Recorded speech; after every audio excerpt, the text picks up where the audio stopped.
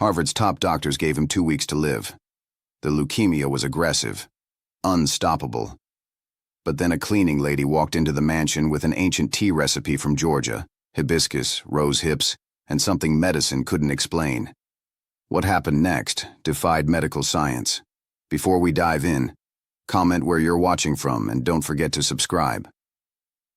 The sterile walls of Massachusetts General Hospital seemed to absorb all hope as Dr. Richard Ashford delivered his verdict with the precision of a man who had spoken similar sentences too many times before. 2 weeks, he said, his fingers drumming against the tablet holding Marcus Whitmore's medical file. Perhaps 3 if we're fortunate. The words hung in the private room like a death sentence, which in essence they were. Marcus Whitmore sat motionless in the leather chair beside his father's hospital bed, unable to process the magnitude of what he'd just heard.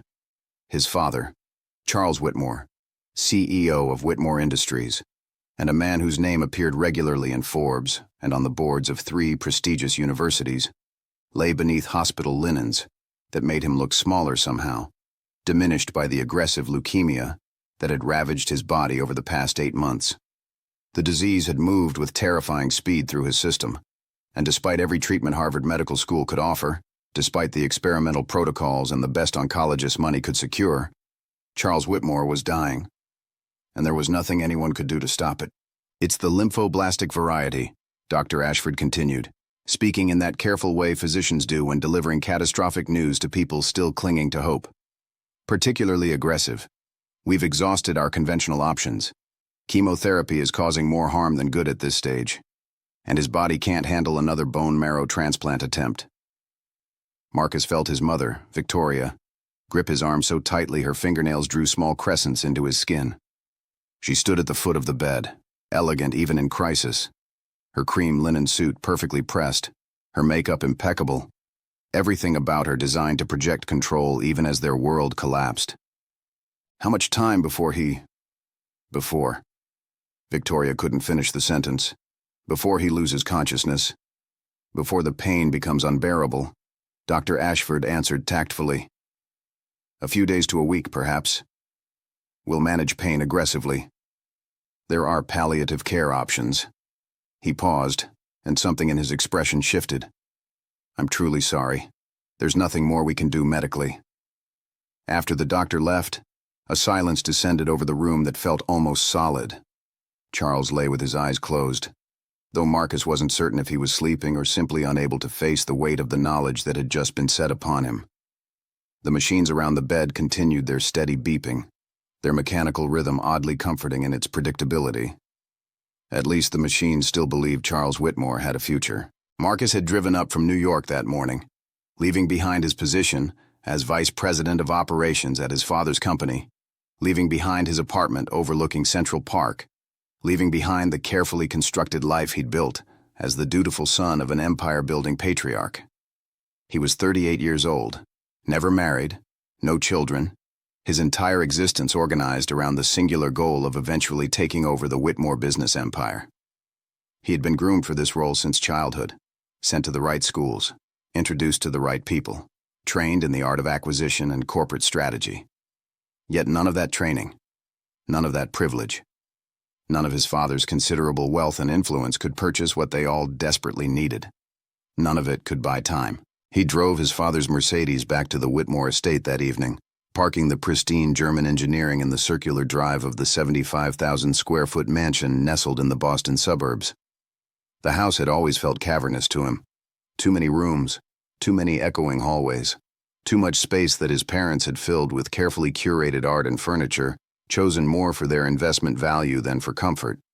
His childhood home looked exactly as it always had, which somehow made the news from the hospital feel even more surreal. The world continued its routines.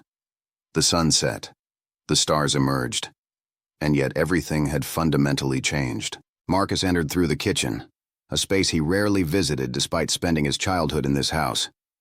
He found Amelia there, their longtime housekeeper, preparing what looked like dinner, despite the obvious fact that nobody's appetite would cooperate with any meal plan tonight. Amelia Jackson had worked for the Whitmore family for nearly 30 years.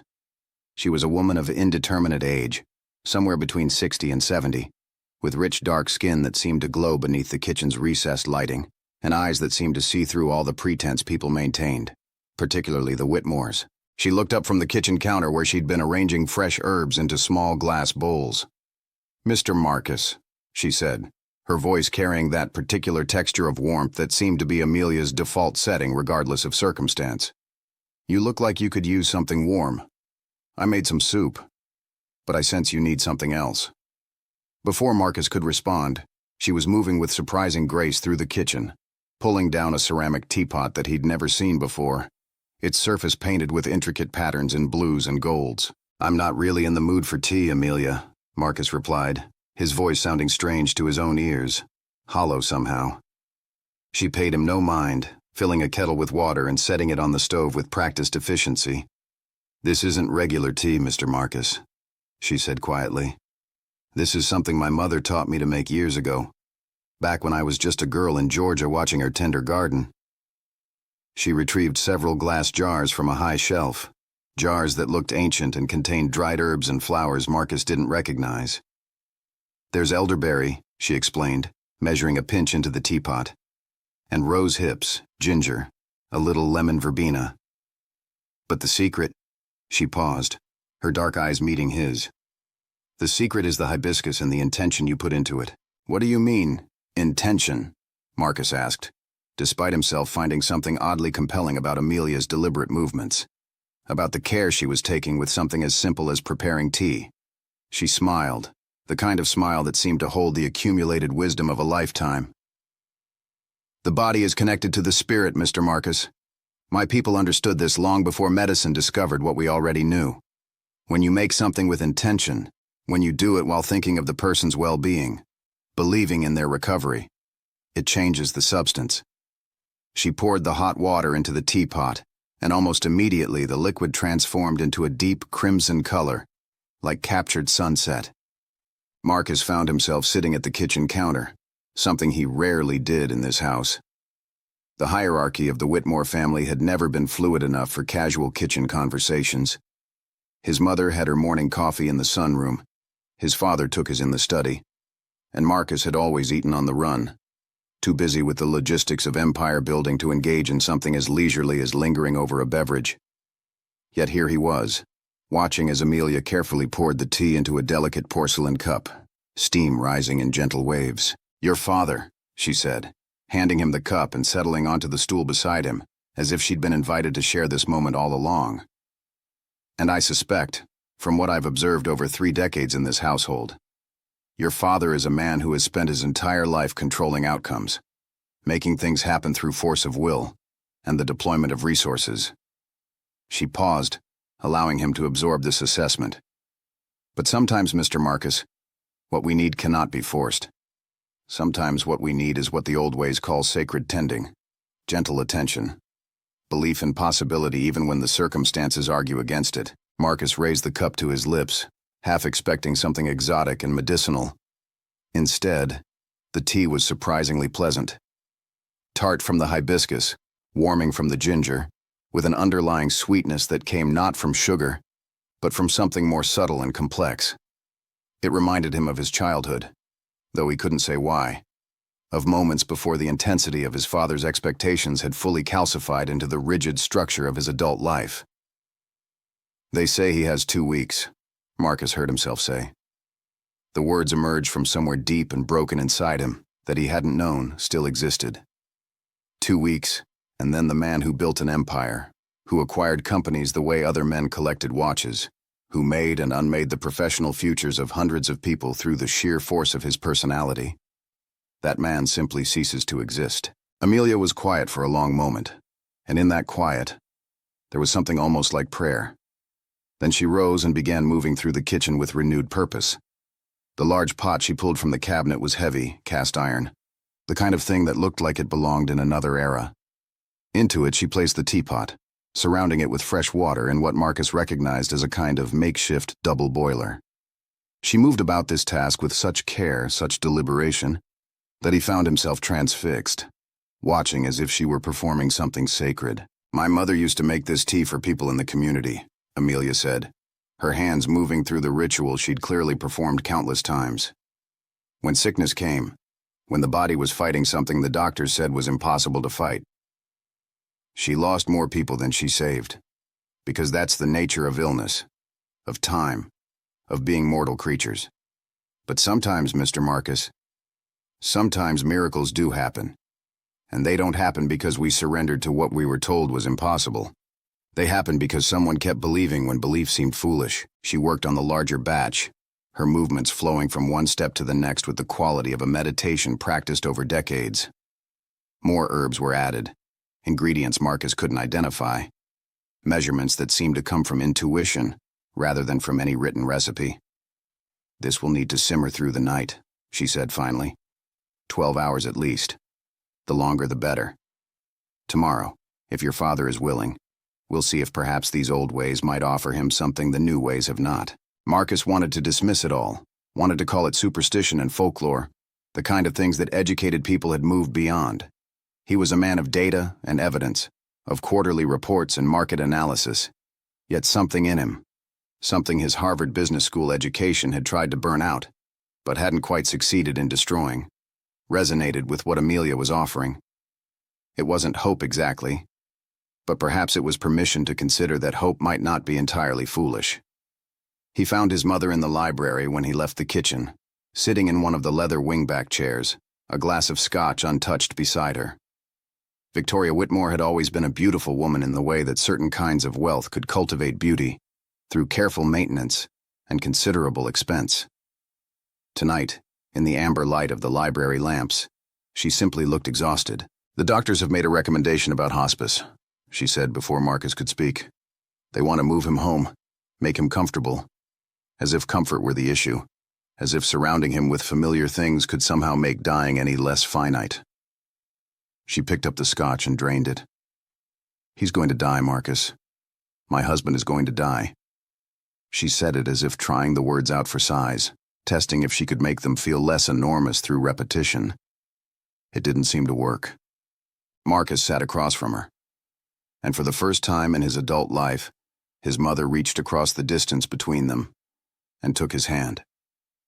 They sat like that in silence, two people bound together by blood and by the approaching loss of the man who had defined the architecture of both their lives. Outside, the spring evening had fully settled into night, and in the darkness beyond the library windows, somewhere in the complex ecosystem of the Massachusetts forest, things were being born while other things were dying, the endless cycle continuing regardless of how wealthy a man had been, regardless of how many companies he'd acquired or how many people he'd influenced. In the kitchen, Amelia's tea simmered on the stove, filling the large house with a fragrance that seemed to belong to another time, another world. The kind of world where miracles hadn't been entirely obsolete, where old knowledge still held some kind of power, where a housekeeper's faith in the impossible might be worth something after all.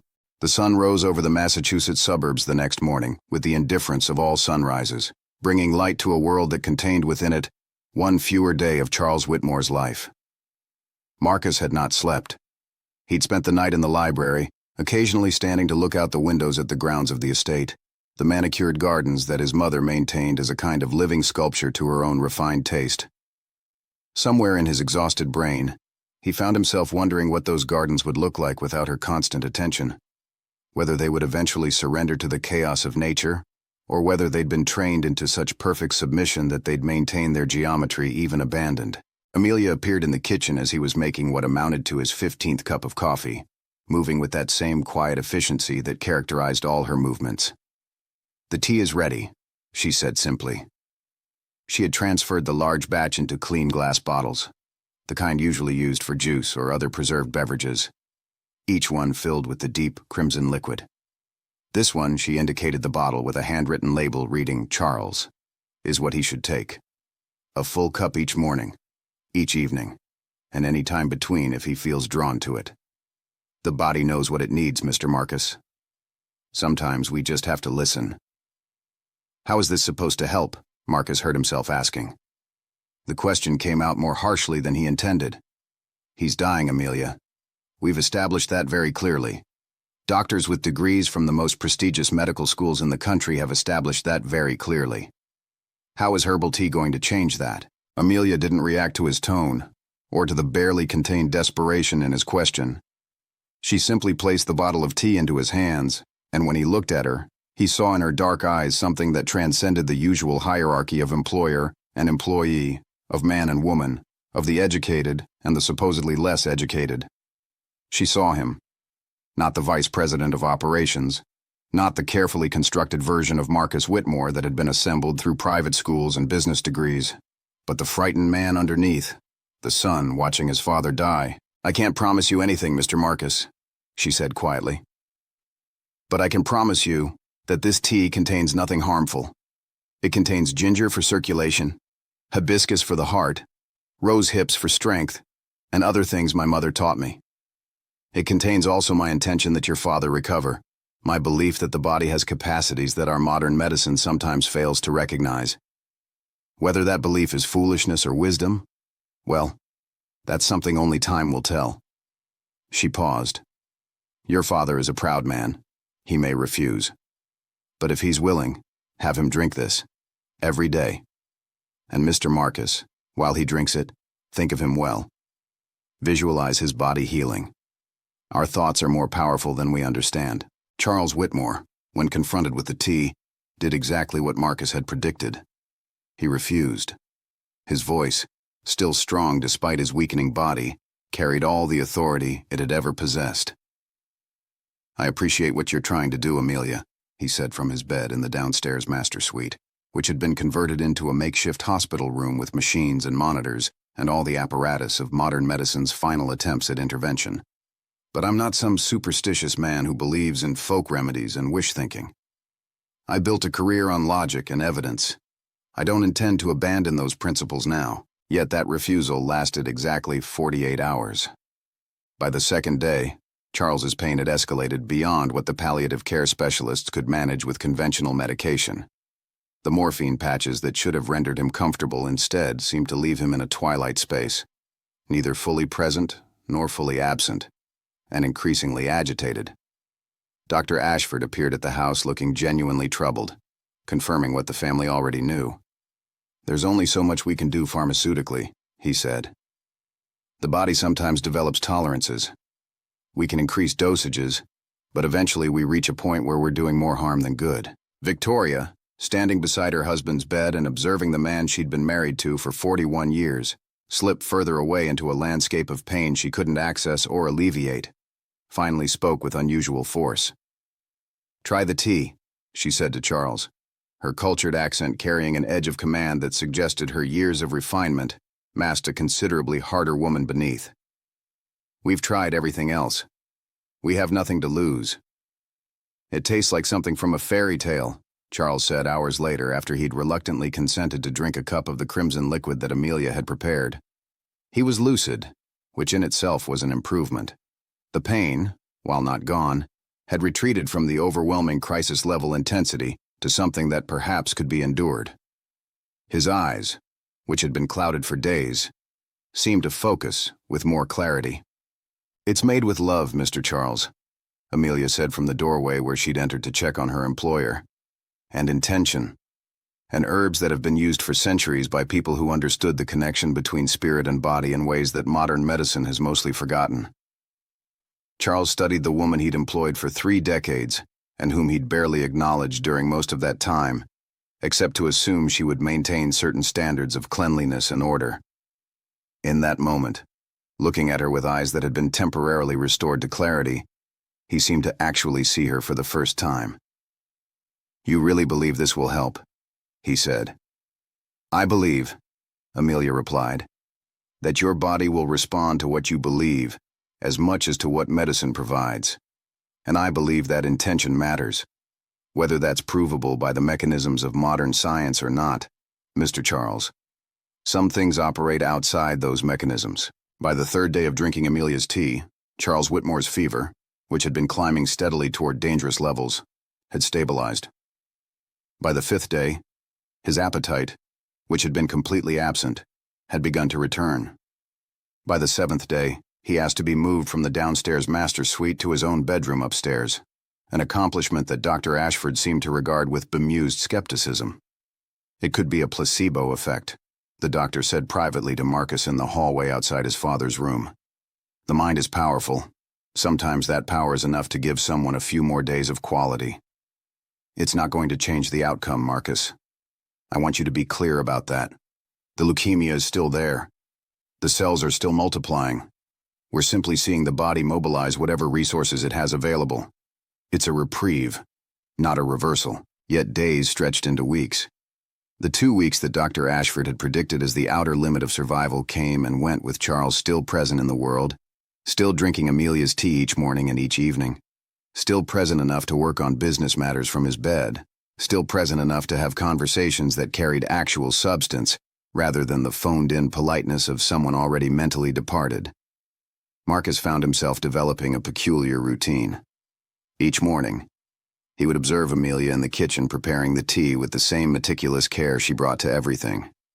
He would watch her add the measured amounts of hibiscus, the ginger, the rose hips, the other dried flowers and herbs that came from what must have been an extensive garden somewhere in her past. And he would listen as she spoke in low tones about her mother, about growing up in a small Georgia town where medical doctors were scarce, but women with knowledge of plants were abundant. "Did your mother's remedies work?" Marcus asked one morning after several weeks had passed. He was sitting at the kitchen counter again, coffee abandoned in favor of spending this quiet time before his father woke. "Did she save people?" "Sometimes," Amelia said, not looking up from her work. "More often, her remedies provided comfort. Sometimes they provided miracles. My mother used to say that the difference between dying and living wasn't always about the specific treatment. It was about whether the dying person still felt connected to the world. When you give someone something made with care, with intention, with the understanding that someone believes in their survival, you give them a reason to keep fighting. You connect them to hope. And hope is a medicine that doctors can't prescribe." By the second month, Charles's medical team was openly baffled. The leukemia remained, the cancer cells still present in his blood, but something had shifted. His body had stopped its rapid deterioration. His energy fluctuated, but on good days he was present and engaged in ways that seemed impossible given his initial prognosis. Dr. Ashford brought in colleagues for consultation. Medical journals were consulted. Nobody could explain what was happening, because nobody could explain the tea, and the tea was the only variable that had changed significantly in his treatment protocol. "Your father," Dr. Ashford said finally during one of his regular visits, "appears to have achieved what we might call stable disease. The leukemia is still present, but it's not actively advancing. His body seems to have reached a kind of equilibrium with the cancer. It's not a cure, but it's not dying either. I've never seen anything quite like it." He paused.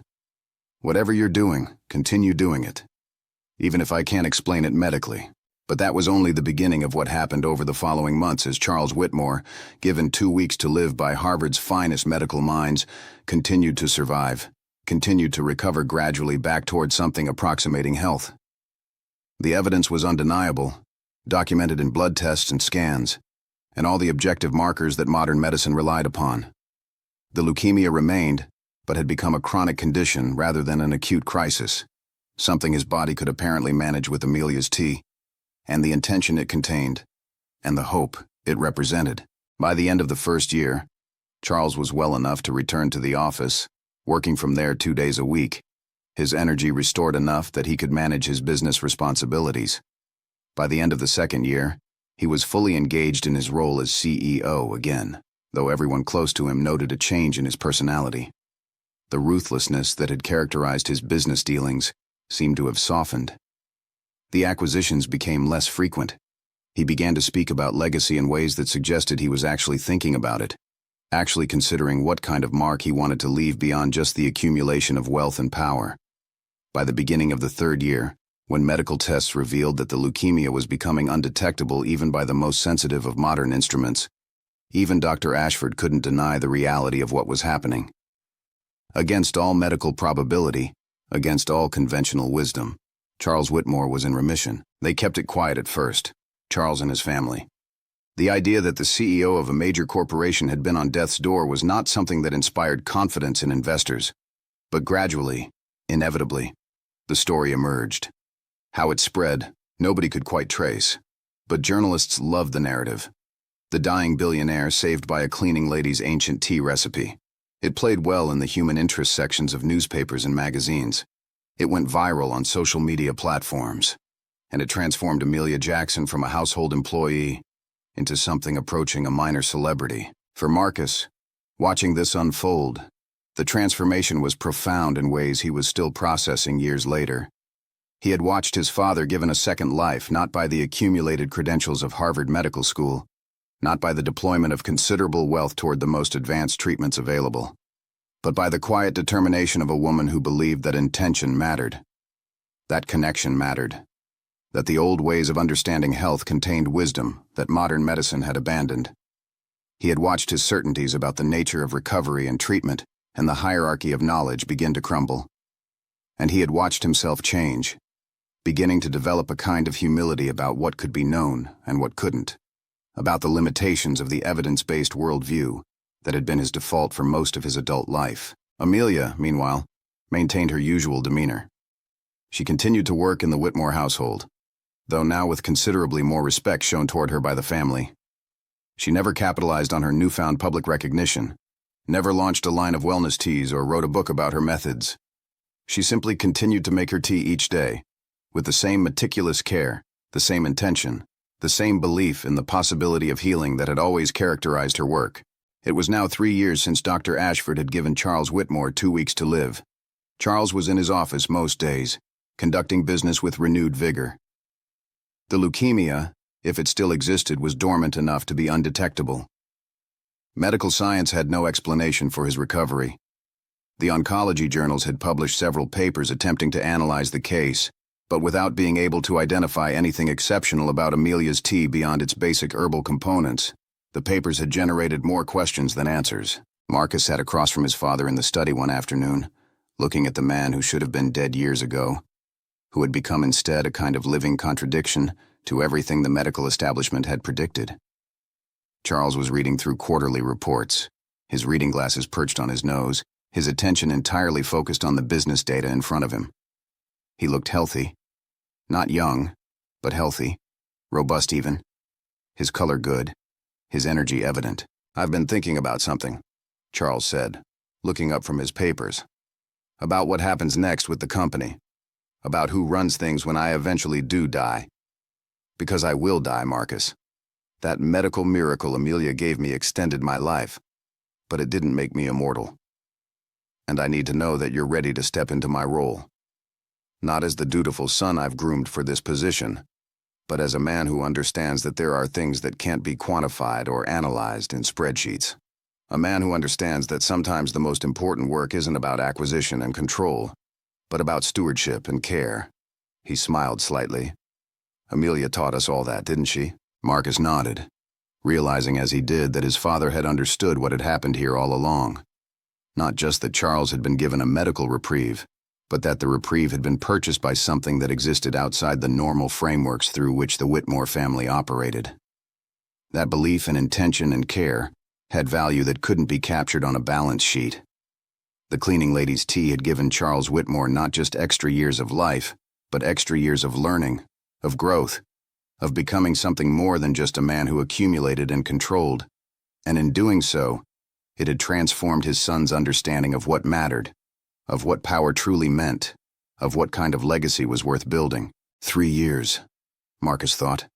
3 years beyond 2 weeks. 500 and some number of days the doctors said wouldn't happen, filled with moments of clarity and connection and understanding that the accelerated business growth of previous decades had never provided.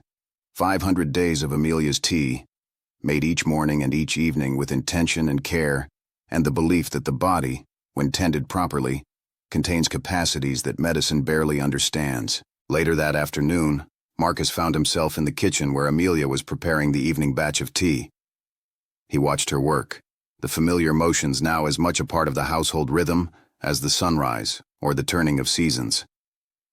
"Thank you," he said simply, "for what you did, for believing when we didn't, for understanding that sometimes healing isn't about forcing or controlling, but about tending with intention." Amelia smiled, not looking up from her work. "That's what my mother taught me, Mr. Marcus. That's what I've tried to remember all these years. Everything worth doing requires intention. Everything worth achieving requires believing in the possibility before the possibility arrives. Your father, he was ready to listen. He was ready to believe. Sometimes that's all the medicine anyone needs. As she poured the hot water into the ancient ceramic teapot, the steam rising in delicate spirals, carrying with it the aroma of hibiscus and ginger and rose hips, and all the other elements of this tea that had become almost legendary, Marcus realized he was witnessing something that transcended the normal categories of his understanding. He was watching healing that refused to fit into the boxes the modern world had created for it, and he was grateful beyond measure for the refusal. 2 weeks, the doctors had said. 2 weeks until his father was gone, until the leukemia consumed him, until all the acquired wealth and power meant nothing in the face of mortality. But Amelia Jackson had looked at that pronouncement and said something different, something older, something that operated according to principles the modern world had mostly forgotten. And she had been right. 20 years, Marcus thought. If Amelia's tea could give his father 20 years beyond those 2 weeks, what else might be possible if people just believed enough to try? The question would linger in Marcus's mind for the years that followed, becoming something of a koan, a meditation on the nature of belief and possibility. If Amelia's tea could give his father 20 years beyond those 2 weeks, what else might be possible if people just believed enough to try? The answer, it turned out, was everything. That evening, Marcus made a decision that would reshape the trajectory of his entire existence. He called an emergency meeting with his father and mother, sitting them down in the study where his father had spent so many years making decisions about acquisitions and market penetration and the machinery of corporate expansion.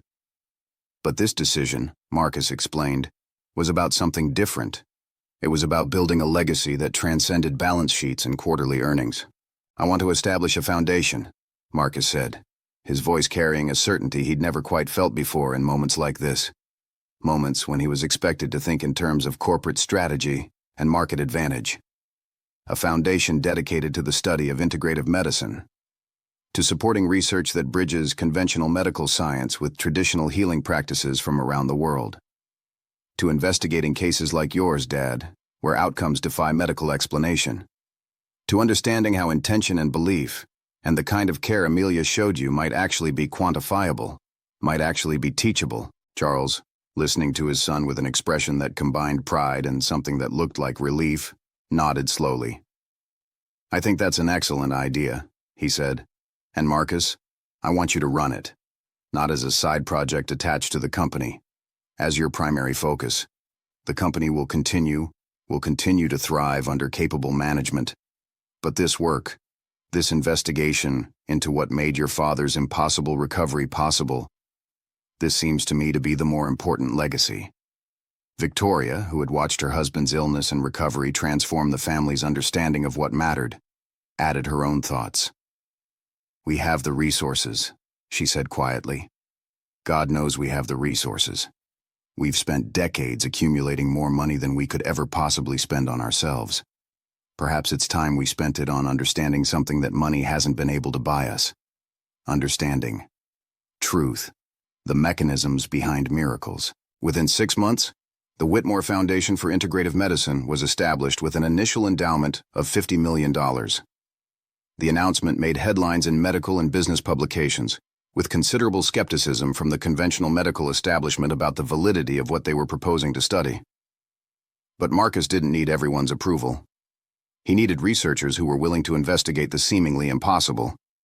He needed clinicians willing to follow cases like his father's with rigorous documentation. He needed to understand how the intersection of belief, intention, and herbal medicine could produce outcomes that defied conventional explanation. The first researcher Marcus hired was Dr. Sarah Chen, a Harvard-trained immunologist who had become frustrated with the rigid parameters of conventional medical research.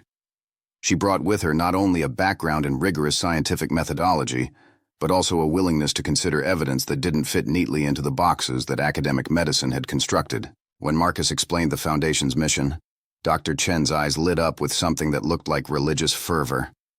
"I've seen things in my career that I couldn't explain," she told Marcus during their first real conversation. Cases where patients defied medical prediction, where outcomes suggested that something was happening, that our current models of disease and recovery simply couldn't account for.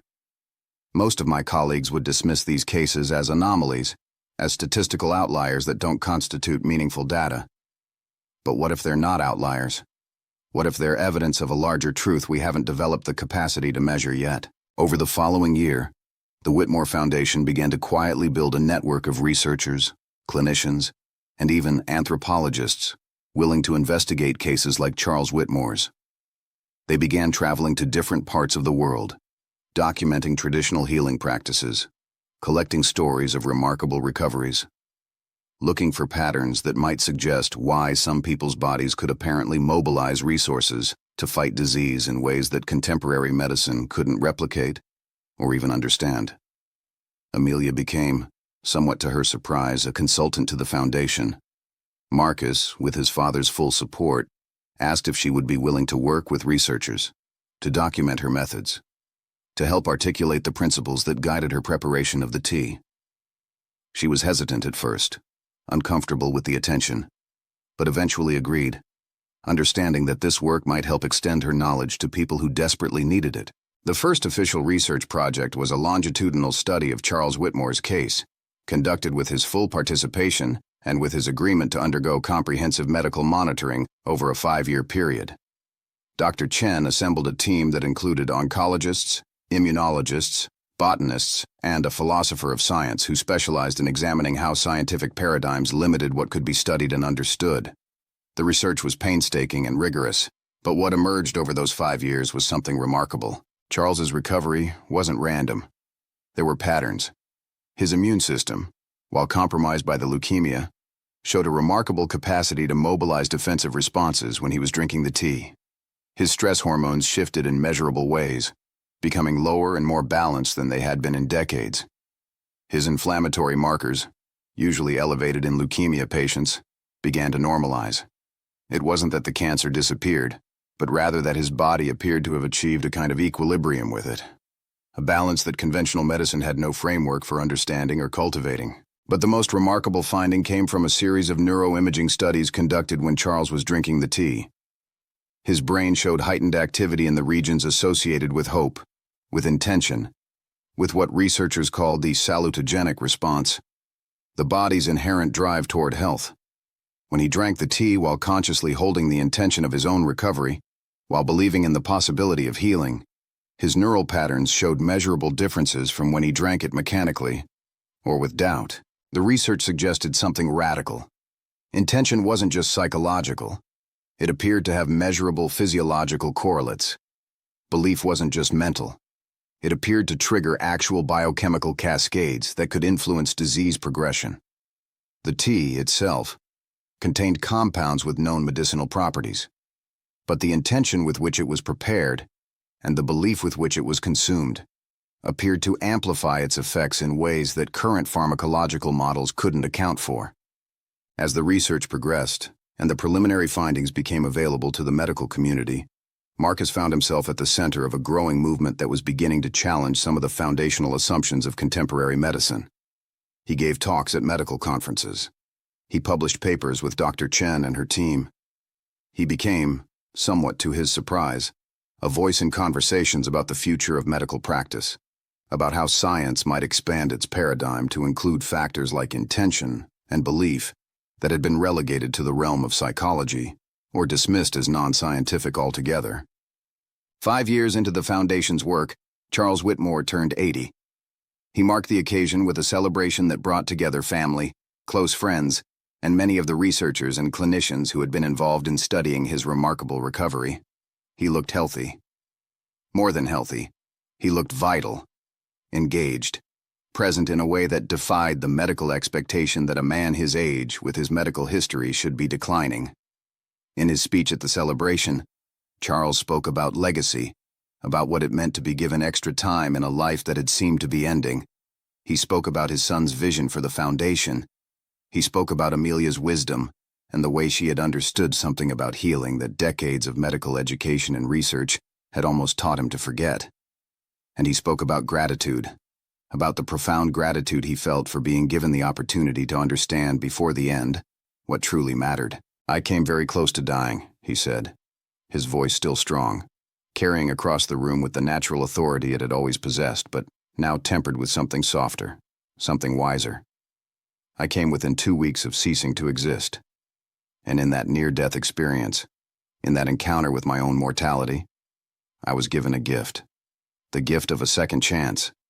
The gift of time to understand that everything I'd spent my life accumulating, every company I'd acquired, every deal I'd closed, every corner of the market I'd dominated, none of it mattered compared to the simple human connection of someone believing in my recovery. None of it mattered compared to the understanding that we are all more mysterious, more capable, and more connected to forces we don't fully understand than our dominant culture acknowledges. He paused, looking directly at Marcus. And I'm grateful that my son has taken that understanding and turned it into something that might help thousands of people who find themselves in the place I was, facing death, being told that medicine has reached its limits. Perhaps through the work of the Whitmore Foundation, through the research we're conducting, through the framework we're building that honors both scientific rigor and the wisdom of traditional healing practices, perhaps we can give other people what was given to me. Not just more days of life, but more understanding of what makes life worth living. The years continued to unfold, each one adding another layer to what had begun as a medical mystery. Charles continued to work part-time at his company, but his primary legacy became the foundation. As he aged, the work became more important to him, not less. He would spend hours with Dr. Chen and her team, reflecting on his experience, helping them understand the subjective experience of believing in recovery, of holding hope in the face of what seemed like impossible odds. Marcus, for his part, transformed from a corporate strategist into something closer to a visionary. He was building a new paradigm, not one that rejected conventional medicine, but one that integrated it with traditional healing practices, that honored the role of intention and belief, that recognized that the human body contained capacities that the reductionist models of contemporary science had mostly ignored. The foundation began to expand. Satellite centers were established in different parts of the world. Research projects multiplied. Medical schools began to invite foundation researchers to speak in their curricula. Slowly, incrementally, the conversation around what constituted valid medical practice began to shift. 10 years after Charles's initial diagnosis, after the 2 weeks that should have been the end, became instead a gateway to a decade of additional life and learning and transformation, the Whitmore Foundation published its comprehensive findings on integrative medicine and the role of intention in disease progression and recovery. The research was rigorous, peer-reviewed, published in journals that had previously seemed hostile to anything that couldn't be explained through conventional biological mechanisms. And it forced the medical establishment to begin taking seriously what it had long dismissed. Hospitals began to integrate some of the Foundation's findings into their protocols. Studies on meditation and visualization, on the role of hope and intention in recovery, on traditional herbal remedies that might complement conventional treatment, began to receive funding and serious academic attention. The paradigm wasn't shifting overnight, but it was shifting. And at the center of that shift was the story of Charles Whitmore and the cleaning lady's tea, a story that had started as a miracle and become a movement. Amelia, now in her 80s, finally retired from working in the Whitmore household, though she remained a consultant to the Foundation and a trusted advisor to the entire family. On her final day before retirement, the Whitmores threw her a party that reflected the depth of gratitude they felt toward her. Charles gave a speech about the woman who had saved his life not through technical expertise, but through belief. Victoria spoke about the way Amelia had shown her that there were other ways to understand health and healing beyond the paradigm she'd been raised in. And Marcus spoke about how Amelia had taught him that wisdom didn't always come in the form of academic credentials, that sometimes the most important truths were held by people that society didn't always acknowledge or respect. I became a CEO's son, Marcus told the assembled group, partly because of the accident of my birth, partly because of my education and training. But I became something more important. I became a human being capable of learning from someone I had taken for granted for most of my life. Amelia taught me that belief matters, that intention matters, that the care with which we approach anything, whether it's making tea or building a corporation, determines its ultimate value and impact. She taught me that miracles aren't actually violations of natural law. They're simply the manifestation of natural law operating at levels our current understanding hasn't fully grasped. Amelia accepted the gratitude with characteristic humility. "I only did what my mother taught me to do," she said simply. "I made tea with intention. I believed in the possibility of healing. I tended to someone with care. These aren't remarkable things, Mr. Marcus. These are the basic principles of how to live a good life. The remarkable thing isn't that your father recovered. The remarkable thing is that we live in a society that treats recovery from what should be fatal illness as so unusual that it requires explanation. In my mother's time, in her world, we understood that the body had capacities that medicine alone couldn't access. We understood that healing was a partnership between the physical treatment and the spiritual intention behind it. Your father simply rediscovered something that his culture had taught him to forget. 15 years after the initial diagnosis, Charles Whitmore passed away peacefully in his sleep at the age of 93. He had lived 13 years beyond the 2 weeks the doctors had given him. 13 years of continued work, continued learning, continued transformation. His obituary, published in major newspapers around the world, told the story of a remarkable man who had built an empire, nearly lost his life, and then dedicated the remainder of that life to understanding how that near-death and recovery might contribute to advancing human knowledge and healing. But the obituary also told another story, the story of Charles Whitmore's transformation, of how a near-death experience had redirected the trajectory of his life and his legacy. How instead of being remembered primarily for the companies he'd built and the deals he'd closed, he was being remembered for establishing a foundation that had fundamentally expanded the conversation around the nature of medicine and healing. How a man who had spent most of his life acquiring and controlling had spent the final portion of his life learning, growing, and dedicating his considerable resources to understanding what made human recovery possible. At the funeral, attended by hundreds of people representing every aspect of Charles's life, Marcus gave the eulogy. He spoke about his father's journey, about the man Charles had been before the illness, and the man he had become afterward. He spoke about the tea, about Amelia, about the impossible recovery that had taught his entire family so much about what truly mattered. "My father was given 2 weeks to live," Marcus said, his voice carrying through the chapel with a kind of benediction. Instead, he was given 13 years. 13 years of transformation. 13 years of growth. 13 years during which he learned something that all the decades of business success had never taught him. He learned that the most important acquisitions aren't companies or real estate or market share. The most important acquisitions are the expansions of understanding that come when we're willing to question what we thought we knew. The most important victories aren't the ones we achieve through force or control, but the ones we achieve through collaboration, through learning, through humility in the face of mystery. My father came close to death and was given a reprieve.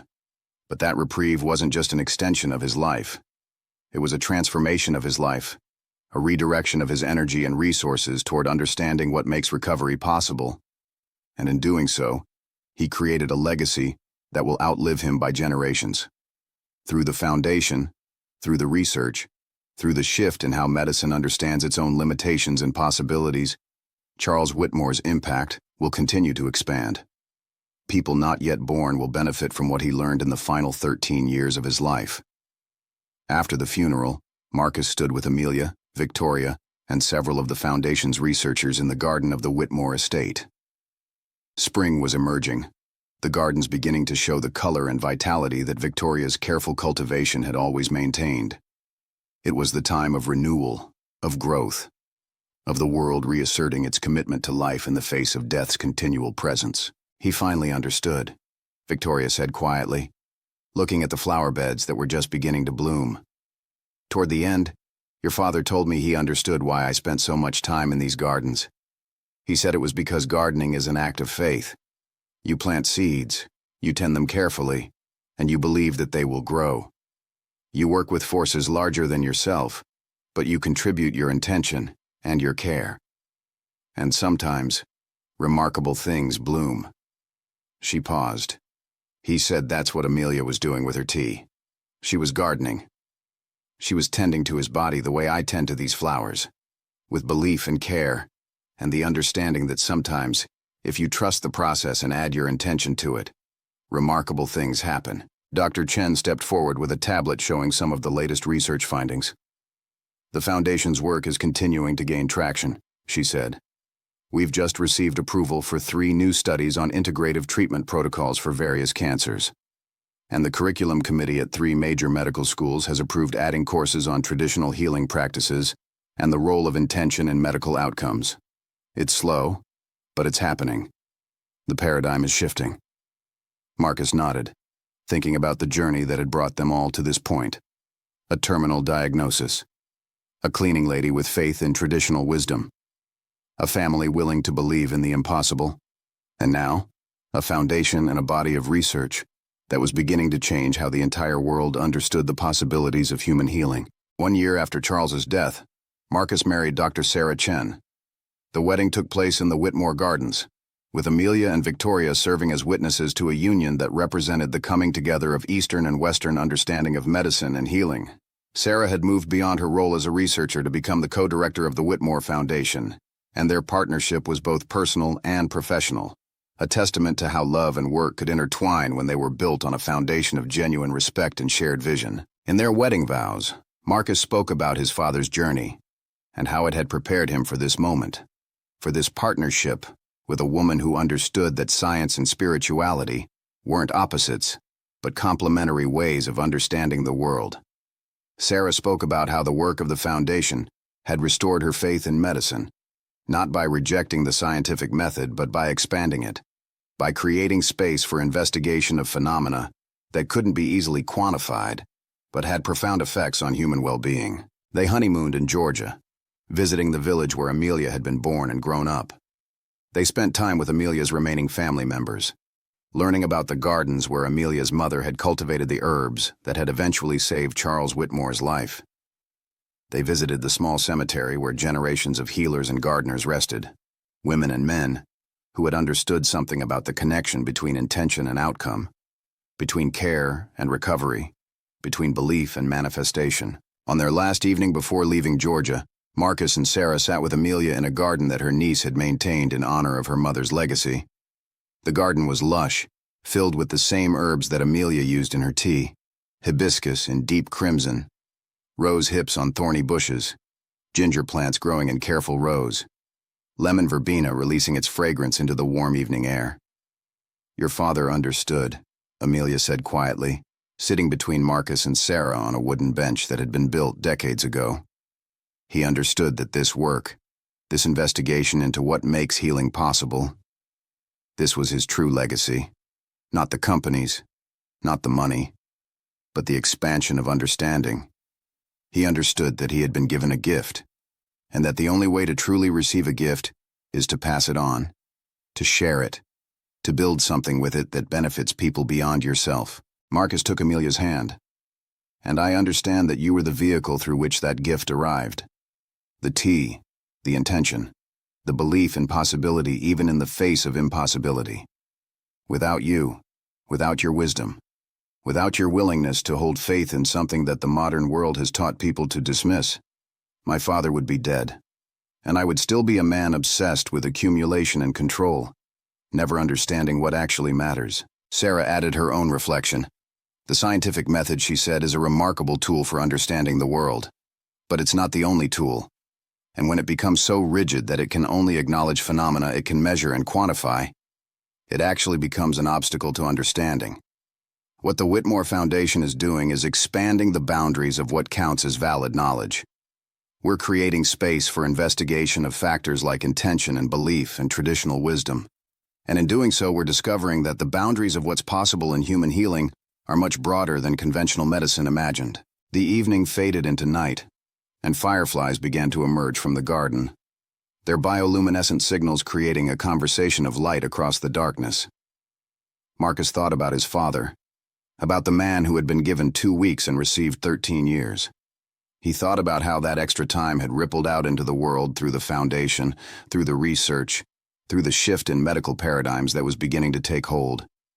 He thought about how sometimes what looks like an ending is actually a gateway, how crisis can become catalyst for transformation. 20 years after Charles Whitmore's initial diagnosis, the Whitmore Foundation for Integrative Medicine had become a recognized leader in research on the intersection of conventional medical science and traditional healing practices. The foundation had funded over 200 research projects in more than 30 countries. Medical schools around the world had integrated components of their research into their curricula.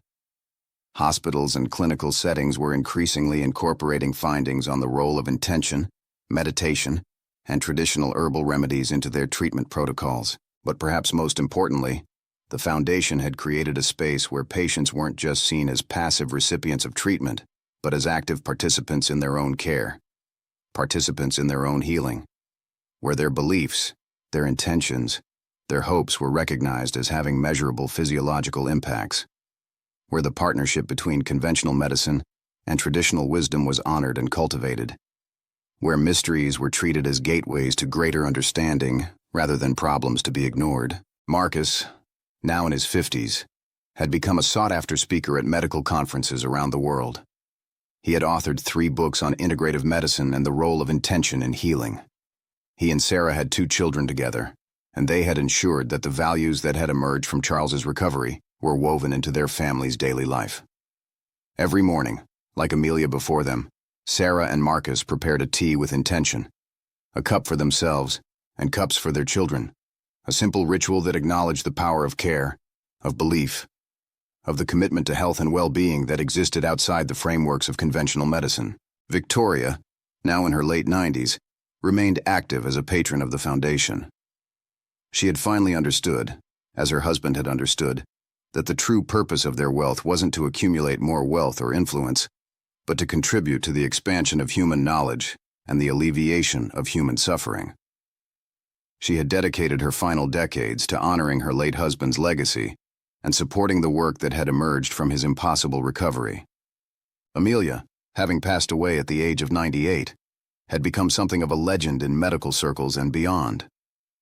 Her name appeared in research papers, in textbooks on integrative medicine, in the acknowledgments of countless students and practitioners who had been inspired by her story. Her recipes had been carefully documented and were being studied in laboratories around the world. Universities offered courses on traditional healing practices that centered Amelia's work as a model for how wisdom from one culture could be validated and integrated into another culture's scientific framework without diminishing the original wisdom or trying to reduce it to only its measurable components. The Whitmore estate had become headquarters for the foundation, with research facilities added to the grounds, libraries built to house the growing body of literature on integrative medicine, meeting rooms where scientists and traditional healers could collaborate on investigations into phenomena that transcended the normal boundaries of academic disciplines.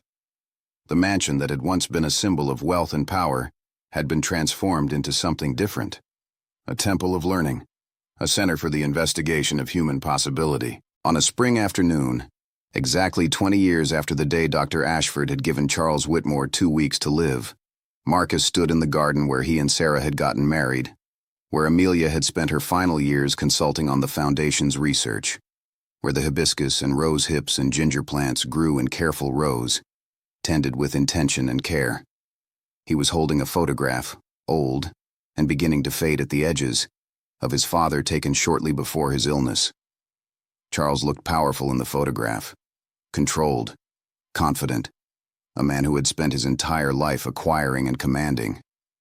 He looked like someone who believed that life was something to be conquered, that the world bent to the will of sufficient determination and resources. Marcus thought about the man his father had become in those final 13 years. A man who had learned to surrender. A man who had learned that belief and intention could matter as much as force and control. A man who had learned that legacy was something you built together with others, not something you accumulated alone. A man who had learned, finally, that the most important things were the ones that couldn't be quantified or measured or contained in a balance sheet. A miracle, they had called his father's recovery. But Marcus had come to understand that miracles weren't actually violations of natural law. They were simply the manifestation of natural law operating at levels that the dominant paradigm hadn't yet developed the capacity to understand or measure. They were what happened when belief was strong enough, when intention was clear enough, when someone decided to tend to healing the way his father had tended to business, with complete commitment and full engagement. The cleaning lady's tea had given Charles Whitmore 20 years beyond what the doctors had predicted, but it had given him something even more valuable. It had given him the opportunity to become a different kind of man, a different kind of father, a different kind of steward of the resources he had been given. It had given him the opportunity to understand, before his time on Earth ended, what truly mattered. And through him, it had given that understanding to his son, to his wife, to everyone who had touched by the Foundation's work, and through them, to the countless people around the world who would benefit from the expanded understanding of human healing that had emerged from one man's impossible recovery. Years continued to unfold. The Foundation continued to grow and expand its reach. New research centers were established in partnership with medical schools and universities around the world. The collaboration between scientific researchers and traditional healers became more common, more normalized, less controversial. Patients began to have more agency in their treatment, began to understand that their beliefs and intentions had roles to play in their own healing, and at the heart of all of it remained the story of Charles Whitmore and Amelia Jackson's tea. A story that began with a terminal diagnosis and 2 weeks to live. A story that became instead a story of transformation, of learning, of the expansion of what was possible when someone was willing to believe in outcomes that seemed impossible. A story that reminded everyone who heard it that sometimes the most powerful medicine comes not from laboratories, but from gardens. Sometimes the most important healing comes not from forcing outcomes, but from tending to possibilities with intention and care.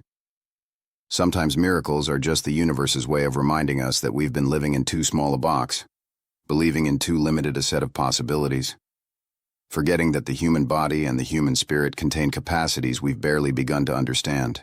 Marcus passed the photograph to his daughter, now studying medicine at Harvard with the intention of working with the Foundation, of continuing the work her grandfather had begun, and her father had expanded. "Look at him," Marcus said. "That's who he was before the tea, before the recovery, before the transformation. But that's not who he became. He became something larger, something more beautiful, something more connected to what actually matters. And that's the legacy he left. Not the companies, though they continue to function. Not the money, though it's still being deployed toward good purposes. But the understanding that life is bigger than what we think we're pursuing. That healing is possible even when medicine says it's not. That intention matters. That belief matters. That the simplest acts done with care and conviction can change everything." His daughter smiled, taking the photograph and studying it with the kind of attention that suggested she was really seeing her grandfather for the first time. Not as the legend she'd heard about, but as a real person on a journey from one kind of existence to another. "I want to do that," she said quietly. "I want to spend my life investigating how consciousness and intention affect physical outcomes.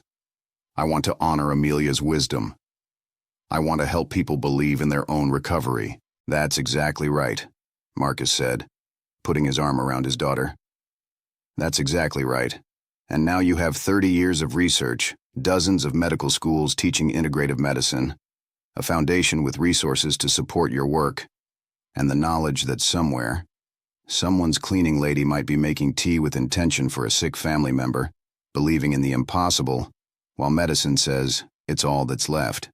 You have all of that, because your grandfather was willing to believe when belief seemed foolish, and because Amelia was willing to share her wisdom with a man who was finally ready to receive it." The sun began to set over the garden, casting long shadows across the carefully tended beds of hibiscus and rose hips and ginger, and all the other plants that had started as an impossible remedy, and become the foundation of a new paradigm for understanding human healing. The flowers glowed in the fading light, beautiful and resilient, growing through seasons of change, tended with care and intention by people who believed in their bloom. And in kitchens around the world, other people were making tea. Some with the exact recipe Amelia had developed, passed down through generations and now available in books and on websites dedicated to honoring her legacy. Others with their own variations, their own intentions, their own commitment to tending to healing through the intersection of traditional wisdom and personal belief. Each one a small act of faith that healing was possible even when the world said it wasn't. Each one a small gesture of care in the face of what seemed like impossible odds. The 2 weeks had become 20 years. The terminal diagnosis had become a story of transformation. The miracle had become a movement. And at the center of it all remained the simple truth that Amelia Jackson had always understood. Everything worth doing requires intention. Everything worth achieving requires believing in the possibility before the possibility arrives. And sometimes, when you're willing to believe, when you're willing to tend with care, when you're willing to share your wisdom with someone finally ready to receive it, the impossible becomes inevitable.